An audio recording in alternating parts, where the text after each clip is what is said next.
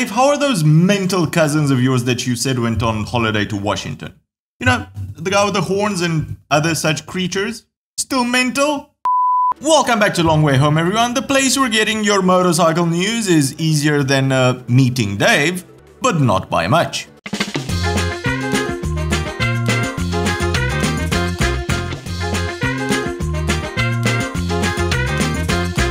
Since somebody decided to start off the new year with a bad news negative video, how about we move on to some positive news and keep it that way for the rest of the year? The top 5 bikes I am really excited about for 2021. Not a lot of them, but these ones really do it for me, so stick around.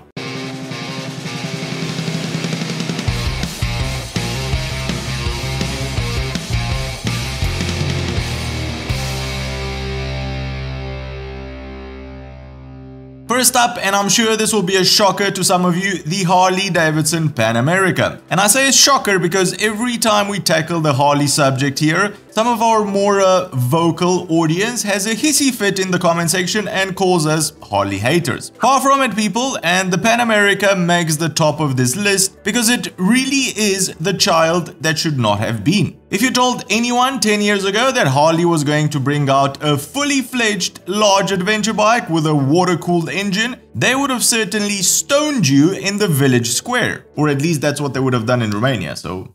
And just because this is Harley's first off-road adventure bike doesn't mean I will give it any slack. They are a huge company with vast resources and there is really no reason for them to put out a horrible bike even as a first attempt. I expect the Pan America to be comfortable for long distances, have the proper geometry, be easy to maintain and do a proper job off-road. Even if there are easier options out there, I really enjoy taking big bikes off-road. It adds to the whole adventure spirit.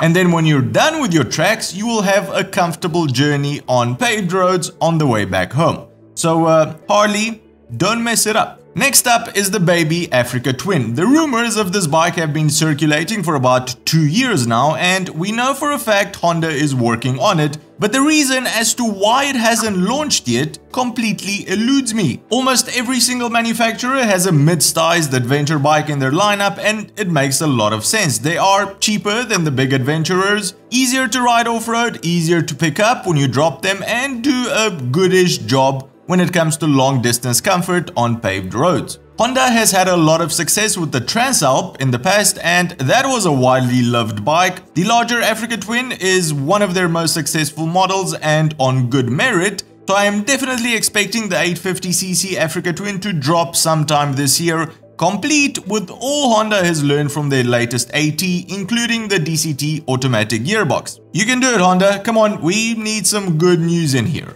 Next up on the list is not an adventure bike, but something you can ride in style anywhere but on off-road. BMW's fully dressed cruiser, or the Transcontinental as it's most probably going to be called. Check out the video if you haven't yet. Based entirely on the R18 Cruiser, which we reviewed last year, the Transcontinental should deal with all of the complaints I had about the R18. Proper wind protection, a larger fuel tank, and a lot more gadgets to play with. Basically, a lot friendlier and more comfortable for long distance rides. The R18 Cruiser was a lot of fun to ride. It really was. That engine is just pure bonkers, but it's only fun to ride for short back road trips or in the city. Hopefully the Transcontinental turns it into an all-day, fun-generating, smile-enabling riding machine. Next up, what else but Husqvarna's Nord 901. This bike was only showcased once in 2019 at EICMA, and since then it's sort of gotten this legendary status cast upon it. Even though it's based on the KTM 890 Adventure, I think people are really looking at Husky to deliver